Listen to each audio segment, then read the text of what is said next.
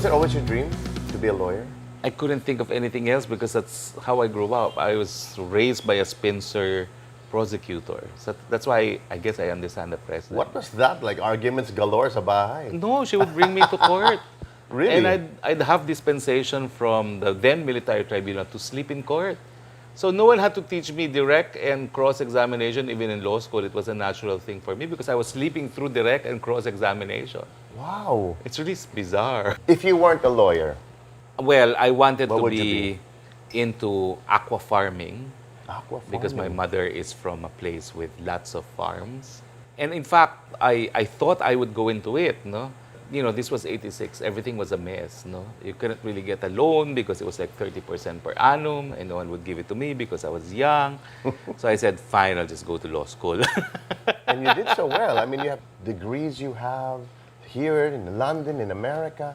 Number one, I just love, you know, the process of learning. You never stop learning new things, no?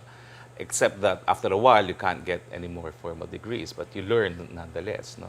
Have you ever stopped? Have you ever failed in anything? Well, not really so far, no, because Wow. I don't get into something that I'm not, you know, sure I like doing. My most educational experience was one summer in law school. I said I gotta do something that everyone else does.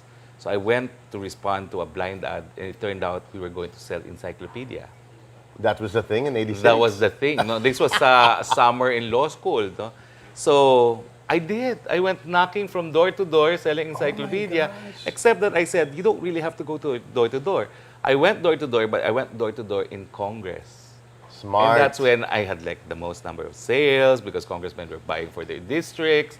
And I eventually got a job in Congress because How smart. this member of Congress, instead of buying encyclopedia, said, come work for me. And I said, okay. Really? And I'm so proud. I'm going to say one. Ching Plaza Okay. was my first ever customer in Congress when she was a congresswoman.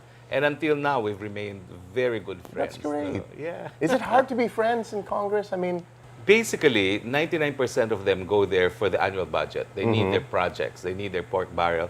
And so they don't do anything. So what do? You beso. But at the same time, I enjoyed it. Because I'm a very social creature, you know?